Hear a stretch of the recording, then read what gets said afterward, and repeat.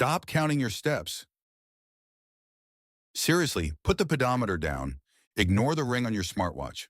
Because if you are relying on 10,000 steps to save your life or melt your belly fat, you are playing a game your biology was built to win against you. We've been sold a comfortable lie.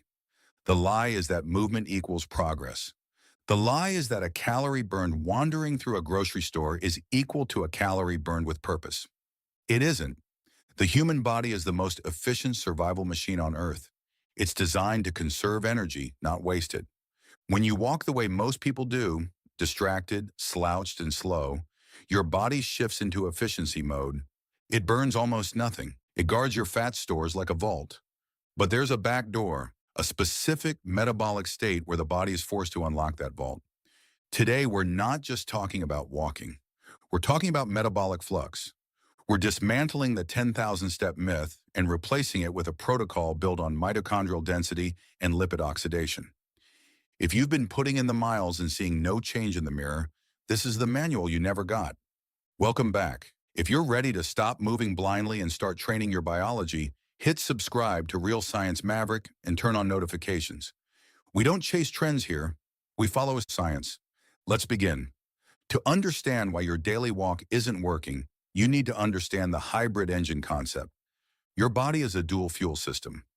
Fuel source one is glucose, sugar, stored in your liver and muscles as glycogen.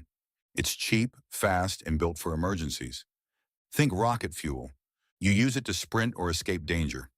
Fuel source two is fat, lipids. This is your reserve tank. It burns slow, steady, and almost endlessly.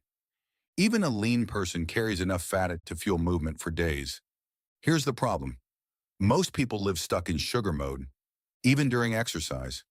When you jog and start gasping, breathing hard through your mouth, your body detects stress. It thinks you're being chased. So what happens? Fat burning shuts down. The body locks the exit doors of fat cells because fat is slow to mobilize. Instead, it floods your blood with glucose for quick energy. You finish exhausted and you've barely touched your fat stores. Worse, your brain demands carbs to refill what you burned. That's why cardio makes you hungry. We need to flip the switch. We need movement that signals safety, not danger. This brings us to the golden window, the zone of maximal fat oxidation. Picture a candle. Blow too hard, it goes out. Starve it of air, it smokes. You need a steady stream of oxygen to keep it burning. Your fat is the wax. Oxygen is what allows it to burn. You need high oxygen delivery without pushing your heart into panic. That's the paradox. You must work harder than a stroll, but easier than a run. So how do you find this without an expensive lab test? Use the sentence test. During your walk, talk out loud or call someone. If you can speak in full sentences without gasping, but you'd struggle to sing or whistle, you're in the zone.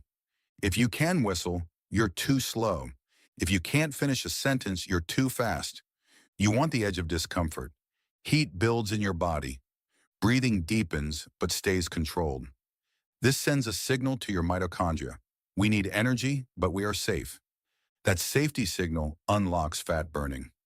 Now let's upgrade the hardware. Fat loss isn't just about calories, it's about mitochondrial function. Mitochondria are the power plants of your cells. They burn the fuel. Sedentary people have weak, sparse mitochondria. Active individuals have dense, powerful ones.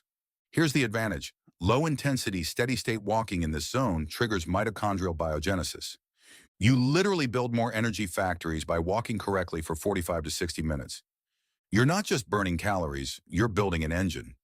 Months from now, you'll burn more fat even at rest because the machinery has improved. But one pace isn't enough. We need to accelerate the process. Enter Protocol Alpha, Incline variance. Flat ground is deceptively easy. Your body uses elastic recoil, like a spring, to move forward. It's efficient, almost effortless. To target stubborn, visceral fat, we remove that advantage.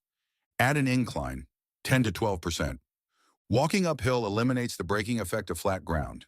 Each step becomes a pure muscular contraction powered by your glutes and hamstrings. This does two things. It increases energy demand without impact, and it recruits the largest muscles in your body. More muscle engagement means greater glucose uptake. Your muscles act like sponges for blood sugar. The bigger the sponge, the more you absorb. Try 20 minutes of incline walking. No holding the rails. Swing your arms.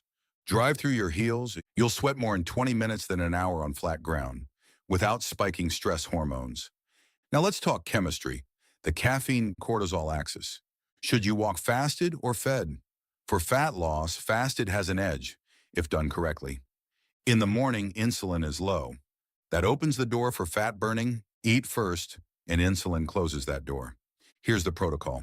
Wake up, hydrate, then drink black coffee or green tea.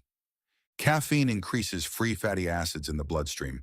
It pulls fat out of storage. But here's the catch. If you don't move, that fat goes nowhere. It gets stored again, often in the same place. So you must walk immediately after caffeine. Unlock the fat, transport it, then burn it. But there's also a mental layer, dopamine detachment. Look around any street or gym, people walking, heads down, glued to screens. Biologically, that's a problem. Focusing on a nearby object activates the stress response. It creates tunnel vision similar to anxiety. If your goal is fat loss and stress reduction, this works against you. You need optic flow, the sensation of the world moving past your vision. Looking at the horizon calms the brain, lowers cortisol, and steadies breathing. So the rule is simple, no screens. Music or audiobooks are fine, but your eyes stay up. Posture tall. This opens your diaphragm, improves oxygen intake, and reduces stress hormones. Now let's get specific. The second heart. Inside your calf lies the soleus muscle, built for endurance. It doesn't fatigue easily. Research shows it's a metabolic powerhouse, pulling glucose and fat from the bloodstream. But most people barely use it. They shuffle. No push-off. To activate it, you need full range of motion. Step, roll through the foot, and push off your big toe. Feel the calf engage every step. This does two things. It maximizes metabolic activity and improves circulation by pumping blood back to the heart. If your shins hurt, you're doing it wrong. If your calves and glutes feel warm, you're doing it right. If mornings don't work, use the glucose disposal protocol. After meals, instead of sitting, walk for 10 minutes. This activates your muscles to absorb glucose directly from the bloodstream. No insulin required. It flattens blood sugar spikes, prevents crashes, and reduces fat storage. 3 10-minute walks after meals can outperform one longer walk done randomly. Timing matters. Let's bring it all together. The metabolic flux routine. Step 1, timing. Morning fasted with caffeine or immediately after meals. Step 2, pace. Talk, don't sing. Step 3, terrain. Add incline or resistance. Step 4, tech. No screens, eyes forward. Step 5, engagement. Push through the toe, drive the glutes. Every step intentional. Walking is the most underrated tool in human health, but we've turned it into background noise. You can turn it into a powerful biological signal, one that tells your body to adapt, burn fat, and improve.